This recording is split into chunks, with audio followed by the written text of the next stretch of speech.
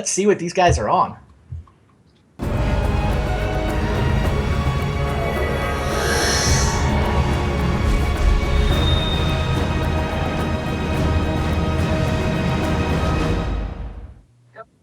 Hello and welcome.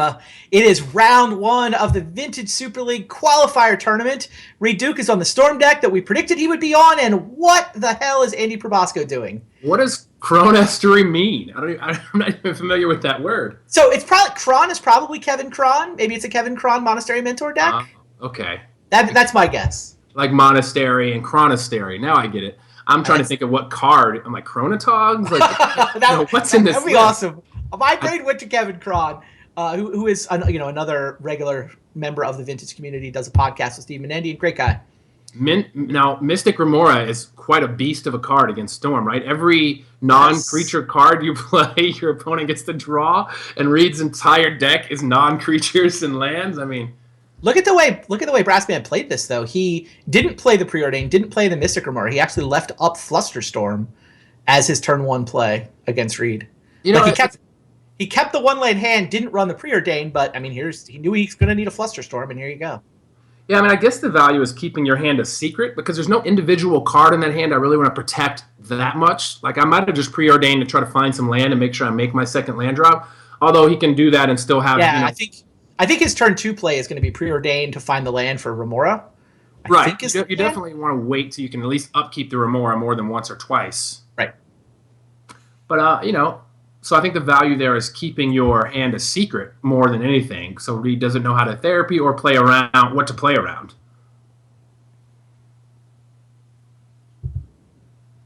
So this is nice. He won't be able to get blue mana to play anything after the Remora, but he can use the colorless of the Cavernous Souls to upkeep it and then cast the Preordained to find a third land so he can keep it around for at least, hopefully if he finds a third land, at least 2 more turns after this. What is the card in Reed's hand? The middle card? Search target opponent's library for a card. It looks like Praetor's Grasp. Praetor's Grasp. What is the text? I mean, I'm not even familiar. I know it. Can you search a card from their deck, exile it, and play it, right?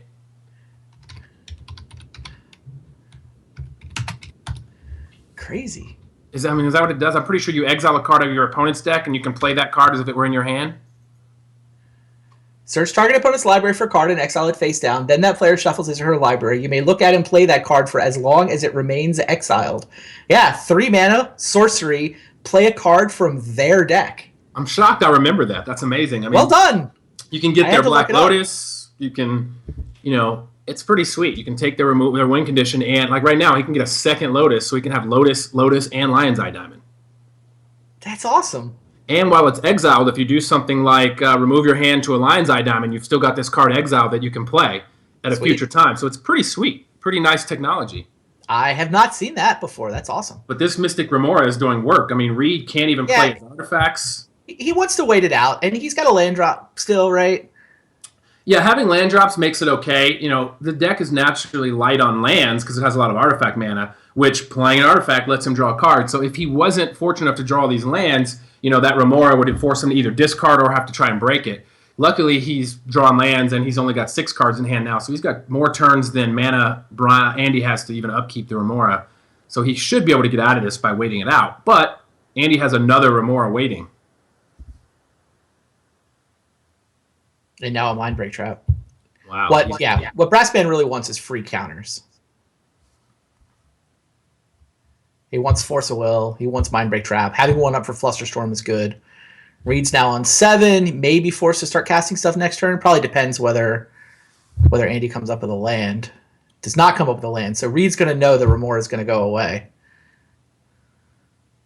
No, a good trick, it doesn't matter here because it's not really a control matchup and he doesn't have any instants, but a good trick a lot of players do that the viewers who aren't familiar with Vintage might not know is, like say when Andy untaps in his upkeep with the trigger on the stack, he could start sort of a counter battle over like Ancestral Recall or something, and then every time Reed would try to stop it or his opponent would counter, he'd get to draw a card. So a cool trick you can do with the Remora in your upkeep, before you have to pay or let it go, is, put your opponent in a position where they have to cast spells to respond or they let your thing resolve.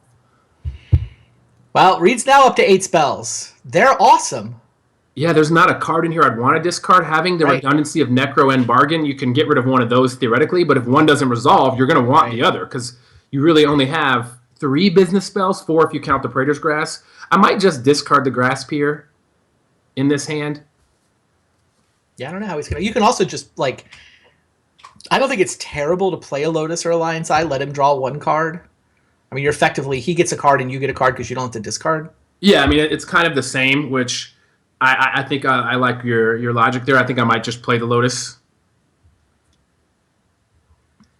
It makes your Mind's Desire weaker though if you start playing the zeros.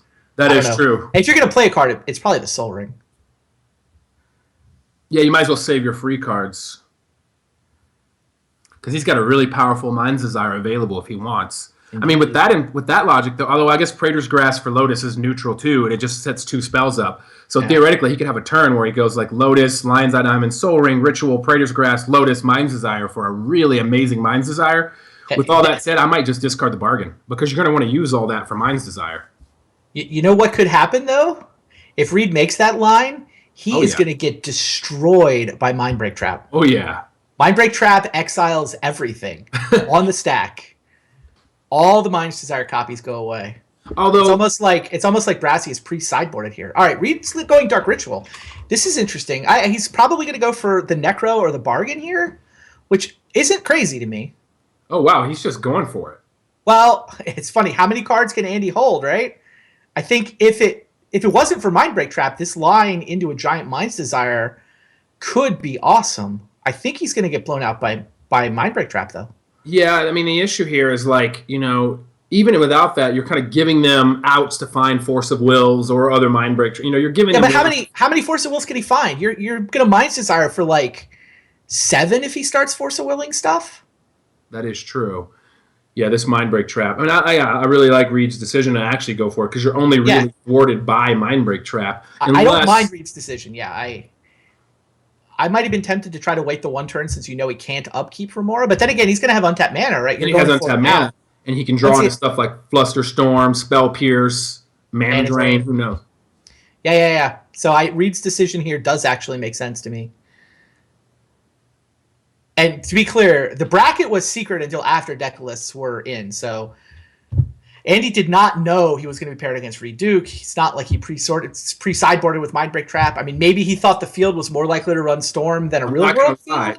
If my deck happened to have islands, I might happen to have a bunch of Storm hate in my deck also. I mean, smart decision. You know for a fact, at least Reed, one of the best players, if not the best player in the field, Kai aside, because Reed's a great player currently and plays Vintage. You know he's going to be on Storm. It's a great deck. I predicted probably Martel, maybe Kai, maybe Bob. When I was going through my list of people that might play Storm, it was almost half the field, if not more. And I felt like I wanted to play Storm, and I might be on Storm. So being prepared for Storm is natural. I mean, you can expect Interesting. Now, interestingly, this Praetor's Grass gives Reed a ton of information, right? He now gets to see exactly what Andy's working with. He gets to know that's useful information for Game 2, for Game 3 if we get there, for the rest of this game. If Andy's playing one Mindbreak Trap, he won't see it and have any idea. If he's playing more than one, probably you don't usually play more than 2. If 2 is crazy anyway. So if he's playing 2, he's going to see one and be like, oh, he doesn't have Mindbreak Trap. So it's kind of like he's not going to really know about Mindbreak Trap, even if he gets to look at his deck, because he doesn't know his list, Can Reed take a Mindbreak Trap? Does that help? That would be some high-tech, but I don't think that works. I guess he can Mindbreak Trap back the Mindbreak Trap. It's exile any number of target spells. So, yeah. What did he take? Oh, but Andy hasn't played 3 spells. He took the Lotus. Andy won't have played 3 spells, so it won't be free. Yeah, I mean, taking the Lotus makes it mana neutral, and it gets you an extra spell. 3. Oh, and he has a way to follow up this Necro. This is kind of like some bait. Yeah, the Necro is bait. I mean, it's awesome. It's really good bait. Like, you almost have to counter it if you're Brassman, right? What does he have for counters? Just the Mindbreak Trap? He has just the Mindbreak Trap. That's amazing he let it resolve. That's kind of sick. Sick read by Andy. I mean, it does make sense. Why is he doing all this if he's just going to Necro? Like, he could have just played Necro. Got to have room in your hand for all those delicious new cards. Wow. So there's the Mind's Desire for a bunch. Brassman has not found a single Force of Will. And Reed's going to get a Necropotence out of this, so he's actually in an okay spot. I don't know how many copies are on that stack. Right. I mean, if they all get exiled, he's still in a spot where he has 3 lands, right, a Lion's Eye Diamond, a Soul Ring, and a 8? Necropotence. That was Mind's Desire for 8. God, how good is Reed do? His Mind's Desire for 8 is going to get destroyed by Mindbreak Trap, and he's okay. He's still got Necropotence in play. I like this line from Reed. Yeah. No, I mean, you go for it. Your opponent has a handful of cards, but you kind of don't care at this moment. You know, when he untaps, yeah. You know, what's your opponent he has do? the one card in the format that owns you, and you're still okay. Boy, this night's going to be awesome. This is game 1. How many matches of this do we get tonight? The issue here is he's got Snapcaster for Mindbreak Trap, right? Can you cast it alternately? Can you do that? Because if you can, he can't even duress the Snapcaster out of his hand. Fun. So if he leaves up 2 mana, he's going to be able to Flusterstorm and Mindbreak Trap, assuming you can cast it with the alternate means. Yeah, I think you can. So if that happens, I don't know how he stops some Mindbreak Trap Snapcaster. You can't duress it. He's got to have Thoughtseize, but why would you play Thoughtseize in a Necro bargain deck? Chat's saying no, you can't flash it back that way. Okay, so you can't do it that way, so that's good for Reed. Chat's also pointing out this is a real battle of Ice Age enchantments. Mystic Remora versus Necropotence. It's funny. They're certainly the 2 most played Ice Age enchantments, right? I don't know, maybe Circle of Protection Red gets in there. Nah, I mean, who plays that now? Well, I mean, historically, like Mystic Remora's... Historically, there's things like Zur's Weirding that were probably played more than Remora. No way. I mean, Remora gets to count like 20 years of Vintage battles. It's been Fringe and Vintage for 20 years, let's be honest. I understand. Zur's Weirding was like Fringe and Standard for 3 years. That is true. I just loved it at the time. Fair. It was cool. All right. Reed Necroed for a bunch. He actually went all the way down to 7 life. He's trying to set up a hand to kill next turn. And he knows Brassman's going to have a great hand. I mean, that Remora has sent Andy up to 13 cards in his hand. So he's got some draw, a time walk, he's got a misstep, some mana, and a windfall. So it looks like he's going to set up a situation where he's going to probably give a time walk to get some more mana maybe in play. He doesn't have a land, but get his mana vault down. And then the following turn, possibly windfall, sack the Lion's Eye Diamond, and just have a bunch of mana left for the windfall resolving, knowing Andy's probably going to have... Actually, every spell he plays is going to... The next Remora, if he plays another one, is going to pump his hand up bigger, so the windfall will actually be larger. That probably is Andy's line, right? I mean, what are his choices? He can go Remora leaving up Flusterstorm. I guess he can maybe throw in a DAC to steal the Lion's Eye. Steal the Lion's Eye, which I kind of like. But then he doesn't have mana for both Remora and Flusterstorm. Well, he could go Soul Ring, Time Walk. He can get more lands in play. He can take a couple turns and then flash back the Time Walk. So he can get a lot of mana developed. And even use the DAC maybe twice and get the Soul Ring and the Lion's Eye. Let's see, he'd have to play it, use it, flash back the walk, pump it up, and then the following... So he'd have to play it, use it, walk, then go down, or pump it up, counters, flash back the walk, and then on the 3rd turn, steal the other artifact also. The Time Walk's pretty good in his hand, huh? Yeah, so with Time Walk... Well, he can't actually play the DAC right now, because... You have to go down, up, down to steal both artifacts. Yeah, he doesn't even have red mana in play, by the way. Well, he had a Scalding Tarn he could have played. He could have. He chose not to. So can he snap? He can't quite snap the walk this turn, but he can play Jace Vryn's Prodigy. And then flip Jace Vryn's Prodigy next turn. So he'll have his choice of ways to flash back that Time Walk. Yeah, I think I'd rather use the Jace, because if you can get in a situation where you have 6 mana open, then he's using Snapcaster. You could actually Snapcaster your Mindbreak Trap, because I think Mindbreak Trap is going to be really important. And having one he can't duress allows you to stop him from Storm killing you anyway. Yeah, I mean, he has to pay 6 mana for it there, but... But I mean, if he takes 3 turns in a row, playing a land every turn, he's going to have 6 lands plus a Soul Ring. And if he steals the Soul Ring from Reed, although it won't be... If he steals it before he Time Walks again, he can actually have 10 mana. Yeah, Brassy's decided he wants more cards. I think he wants a Force of Will to feel good about passing the turn. So Snapcaster's flashing back Preordain. So he does not currently have the ability to flash back the Time Walk next turn. Jay Corey in the chat, he got us another enchantment. Probably played more than Remora. Stormbind. Oh. Ice Age enchantment. Stormbind was amazing. I'm still on Cop Red. Cop Red saw a lot of play in a lot of formats. We're talking all of history, but Yes. Cop Red came in alpha or a beta, or whichever one of them was left out. I guess, so it doesn't Oh, really all count. right. I see. It's. Do they have to be enchantments that debuted in Ice Age? Yeah. All right, fine. That have the sort of frozen theme that Ice Age had, Stormbind is on the short list for sure. Man, actually getting that Jace out, the Snapcaster was pretty smart because it allows him with the Time Walk to get a few attacks in. Like right now, if he's able to, how's he flash? I mean, his only way he can use Jace, the Mind Sculptor, to bounce the Snapcaster to flash back the Time Walk, I guess. But I don't know if he has that much mana. What did he flash back with the Snapcaster? Preordain. Oh, I would have loved to see flashback, like get the Snapcaster in play and get to attack with it. Maybe even find a way to before you flash it back, get the Mentor in play. But he didn't have the Mentor, but at least get an attack in. But yeah, Rich Shea is saying if he played Tiny Jace, because then he could flash it back and play Snapcaster Mentor with Tiny Jace. I thought he was going to play Vryn's Prodigy. When he tapped blue and won, I was expecting Baby Jace to come down. Yeah, Baby Jace would have allowed him to Time Walk post creatures right now. He could cast the Time Walk, play both creatures, untap, and just win.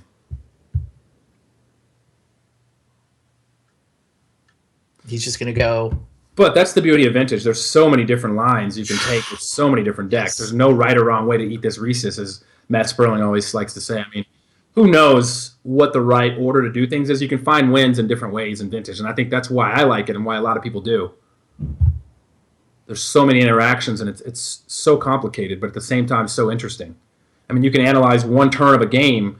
I'm sure Stephen Menendez can write a book on one turn of a game. I think he already has. I mean, one card anyway. Turn 6 of the game Probasco versus Duke. Let's analyze this game, and I'm going to write a book about it. All right. So, Remora's in play. Flusterstorm is available, but Reed does get this turn. What can he do with it? So, ideally, Reed can't Necro anymore. I mean, he could theoretically, say he tries to go off and gets countered, he could end it with a Time Walk and then Necro for 2. Yeah. So that could kind of be a backup plan, leaving 2 mana floating. The other options are to see what your Ponder and your Preordain have before going for a Windfall. But with that Flusterstorm and all these things all these spells drawing Andy more cards, you can assume, we haven't seen a Force of Will, that he's going to hit at least a Force of Will, maybe another Flusterstorm. He's got 34 cards in his library, for the record. He's seen 26 cards this game, and it's gone 0 for Force of Will. Right, so it's going to be tough right now for Reed. Think how big the Windfall will be for, though, if it resolves after Mystic Remora triggers 5 times. If it resolves, yeah. I mean, he's pretty tight on holding his counters. He didn't counter that Necro. I think he's pretty in tune. His experience is really shining through here.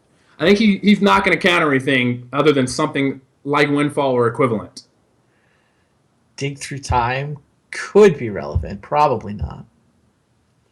I mean, if he gets in a bind, he could dig for 2 Force of Wills. Yeah, it takes Flusterstorm offline, which is not something you want to do. I'd be surprised what bind he would be in that Flusterstorm doesn't get him out of. But it's there now. Reed going to lead with the Windfall? He might lead with Windfall. I kind of like that. I mean, he's got 5 mana in his pool. The problem is, you want to sack you kind of want to sack your Lion's Eye Diamond in response to the Windfall, but you can't do that with cards in your hand. You can't do that with backup plays. You almost want to use that as your last resort. But it looks like he's Time Walking. I like Time Walk here, and then pop some more cantrips to kind of set up for a big turn next turn. Or even just Time Walk into Windfall, maybe. He's kind of pinched on blue mana. He only has access to 2 blue mana this turn. Wow, he finally found a Force of Will. And he gets to cast it. Now this puts Reed in a really weird spot. He's only got 1 blue mana left, and this is his final turn. So in a way, he's kind of has to use that to Windfall.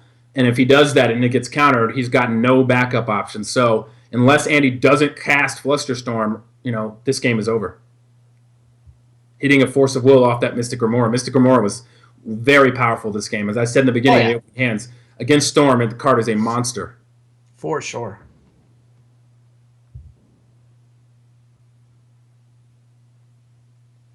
Windfall, yeah, he goes ahead, he sacks the Lion's Eye. Reed is all in on this Windfall, as he should be.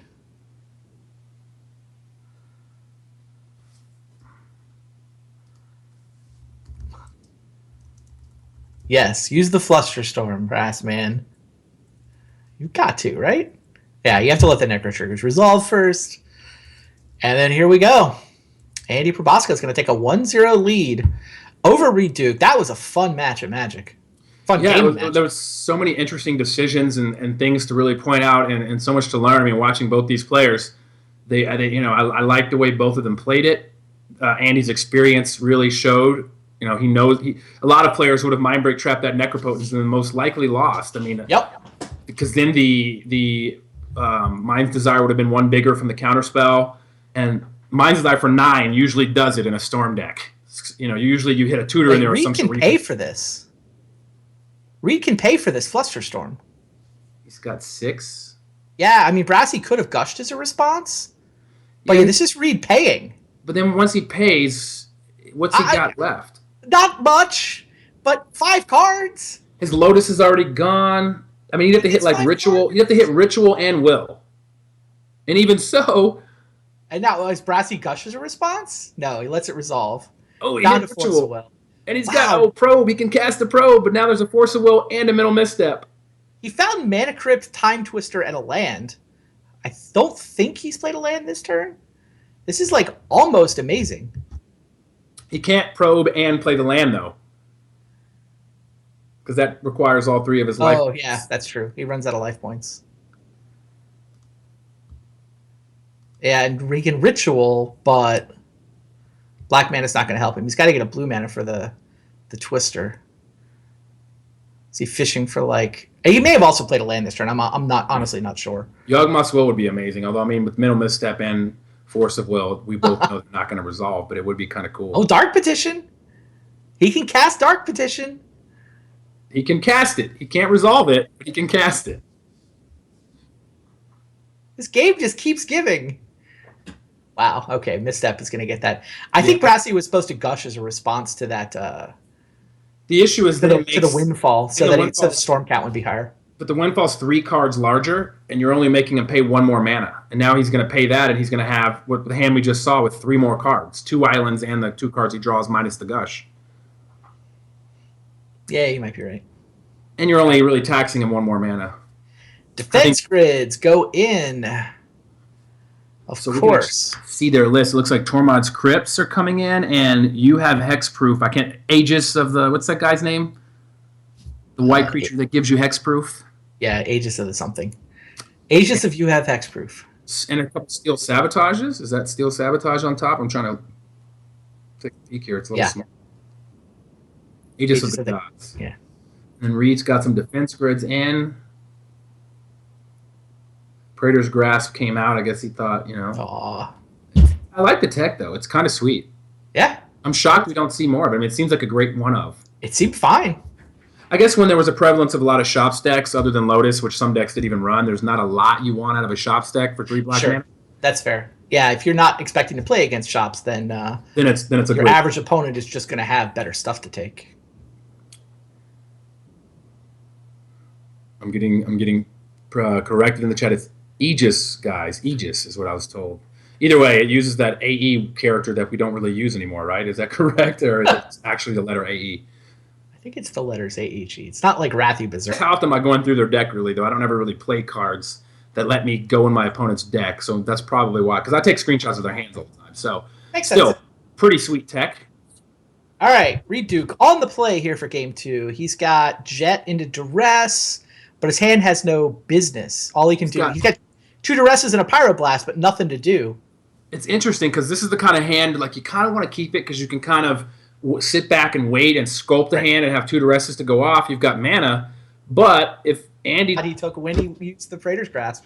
Teaching us something, I mean, it's something I take screenshots of their hand when I duress them, but I never think to screenshot their deck. I guess how often am I going through their deck, really, though? I don't ever really play cards that let me go in my opponent's deck, so that's probably why. Because I take screenshots of their hands all the time. So, makes sense. Still, pretty sweet tech. All right, Reed Duke on the play here for Game 2. He's got Jet into Duress, but his hand has no business. All he can do, he's got 2 Duresses and a Pyroblast, but nothing to do. It's interesting because this is the kind of hand, like, you kind of want to keep it because you can kind of sit back and wait and sculpt the hand and have 2 Duresses to go off. You've got mana, but if Andy just plays like a mentor early, you don't have very much time. So it's like you kind of want a fast hand, and you don't really have any defense against mentor. So this is a really tough hand. I think you keep it. Like, it's a kind of hand I'd feel better keeping on the draw. Yeah, this is a tough hand. It's very borderline. Meanwhile, Andy's got a nice hand. I mean, he's got what you expect. He's got a misstep early. Yeah, he's got force and a blue card, and he's got you probably wouldn't want two mentors in this matchup, but he's got a creature, some mana. Right. He's got a totally respectable hand, whereas Reed's hand is something I'm glad I'm not making the decision to keep or mulligan that hand. I'll be honest there. Kept it.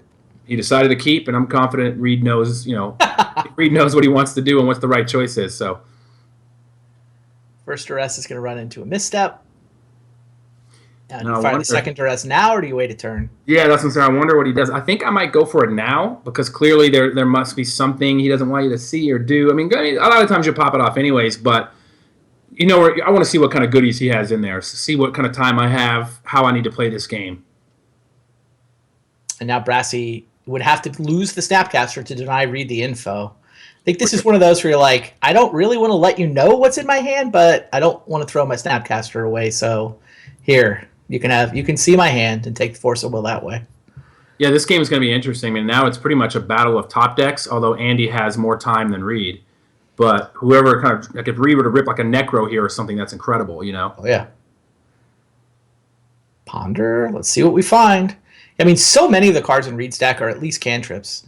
I mean, there's probably only, 8 to 10 true business cards, but throw in a half dozen cantrips, and every draw step has the potential to turn everything back on. Just blow it wide open, yeah. Ancestral, Bloodstained Mire, and Duress. So I'm guessing it seems like a pretty good keep. Yes. It's rough because... Do you want Pyroblast backup for your Ancestral is the question. Right, I think you... You just saw his hand, and you know that next turn he can Snapcaster back the misstep. So I think you just run naked Ancestral. But what were you going to say? I think you keep it, you draw Ancestral and pass. Next turn you draw Duress, and then you can sack your sack land and shuffle off that Bloodstained Mire, find your red mana, have Duress, Pyroblast, and Ancestral Recall already. Yeah, I like your line better. Yeah, you're right. That's what Reed's doing. I wasn't thinking about the Duress, but I think you're just right. Because you want the Duress. You're right.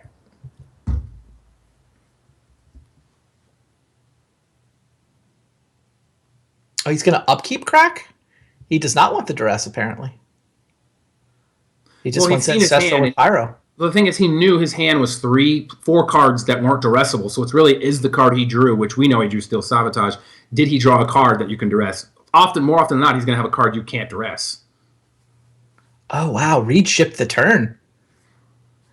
He's going for this end step. I guess he figured that he might play a Mentor, and he could respond to the Mentor, knowing his hand was Mentor, Snapcaster, and 2 unknowns.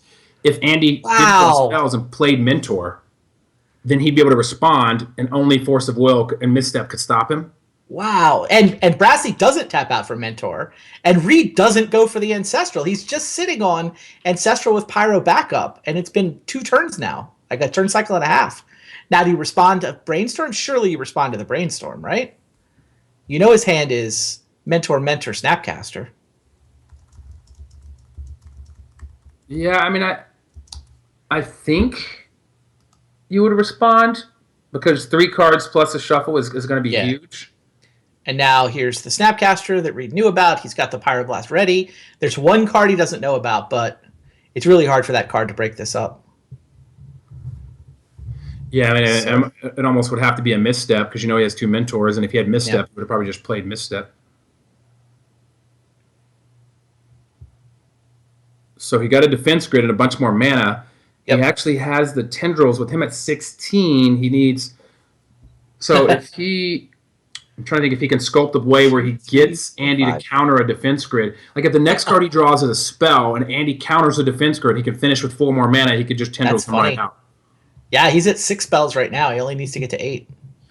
Or 1 plus have a counter from Andy. So if he can, if he draws sort of a bait spell, then he actually can win, and Andy responds. Which Andy probably he's tapping out.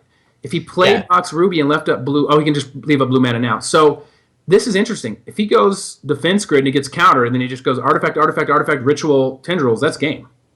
Well, the defense grid is going to get steel sabotaged, almost certainly. So he needs to draw a spell that he can cast, and he plays his entire hand. One will get steel sabotaged, and then he wins with tendrils right here. I think you're right. I mean, Brassy he's playing this well, right? You drop the Mentor, you drop the Gush, you've got a Mox. He's setting up for a kill in a couple of turns. He's only got Steel Sabotage to defend himself with, but that might be good enough. And yeah, so if Reed draws a non-land castable card, he can deploy every card. Something's going to get Steel Sabotaged, and then finish it up with Tendrils of Agony. Wow.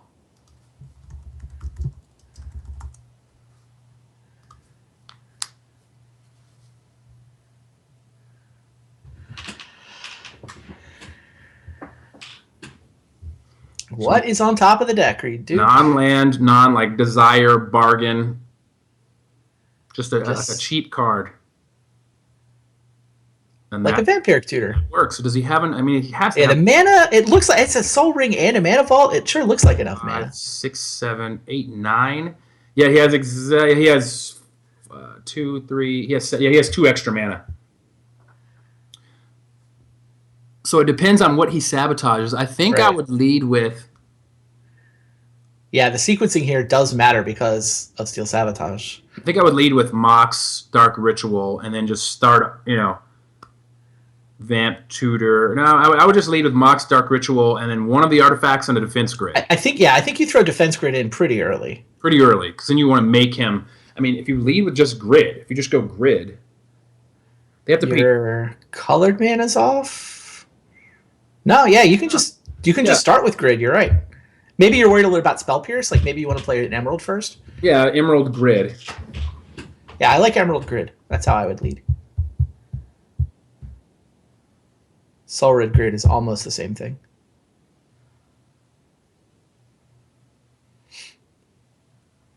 You're more likely to get a misstep out of your opponent. The thing is, he actually needs Andy to counter something.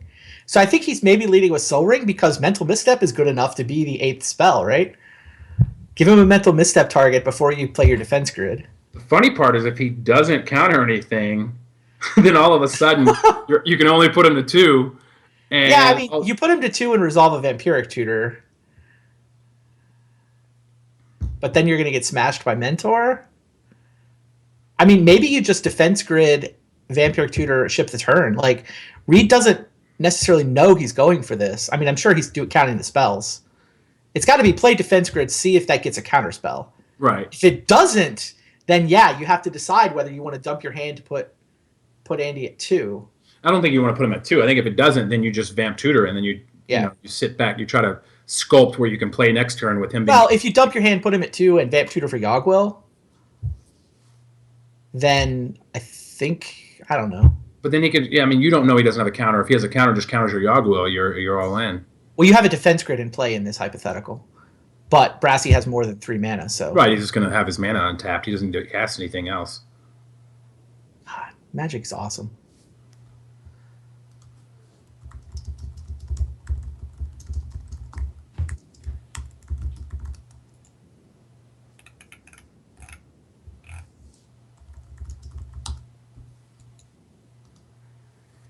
All right, how you want to play this, Reed Duke?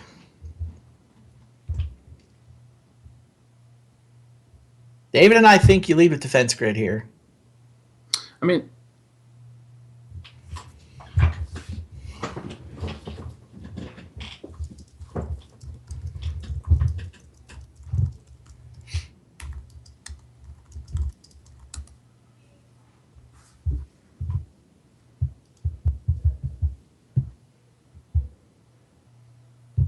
this is a moment where I wish we could sort of have like a microphone in their brain, because I would love to know, the process Reed is going through right now. It's pretty awesome.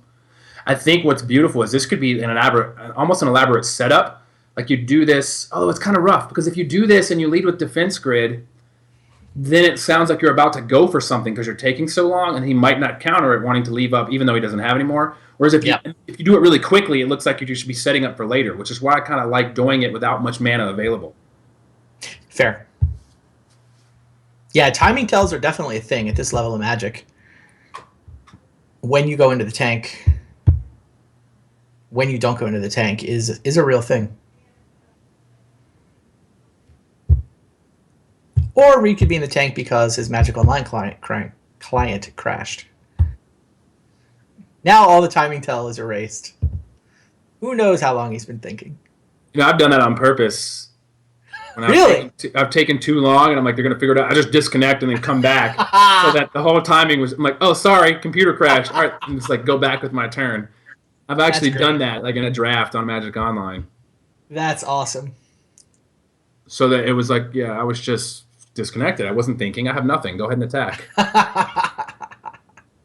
That's great. All right, so it looks like Reed's back online. I see his mouse.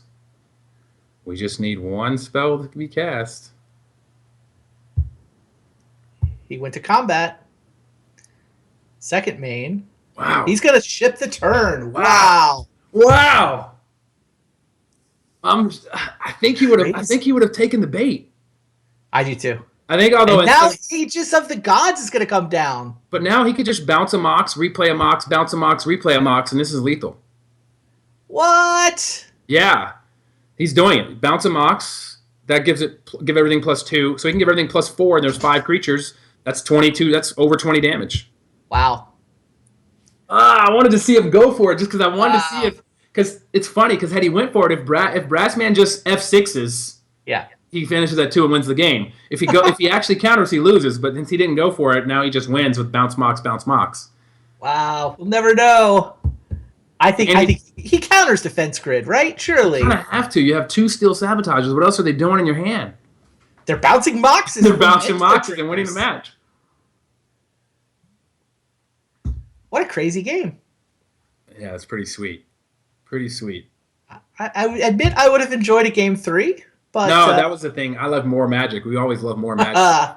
That's kind of the main reason I really wanted to see Reed go. It would have been interesting to see kind of the standoff. Yeah. But also, then we get another game. Wow.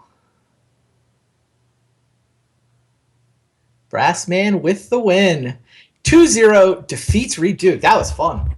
Yeah, and the winner of that match is in my path. If I were. Oh, is that right? Well, can we get the bracket up? Let's see. Yeah. I forget who. Steven Menindia plays the winner of that match. Got it. So we get Andy versus Steve, 2 vintage mainstays. Yeah, that match could have happened, 20 years ago. And if I can beat Shuhei, you get me versus Bob. So you got the best friends, and then you got the guys who know each other. This could be, I definitely noticed you wanting to get Bob's quadrant of the bracket when I rolled it up. That was interesting. You guys have had to play a high stakes match before. He's actually eliminated you from VSL, right? I was pretty upset with him. I don't even know why. I wanted him to play his hardest, but after that match, I kind of sat there thinking, "Why, Bob? Why did you do it to me?" But I got over it pretty quickly. I mean, we both are tough competitors, and we're always going to give each other the toughest time we can. And you probably got Courtney rooting for you, so it's okay. Yeah, his wife is rooting for me to free up his Tuesdays. Well, first, good luck against Shuhei. That'll be your match. That'll be coming up later on this evening. That's going to do it for round 1. That evening is off to a spectacular start. Stay tuned, guys. We will be right back with another set of commentators and another match of Magic.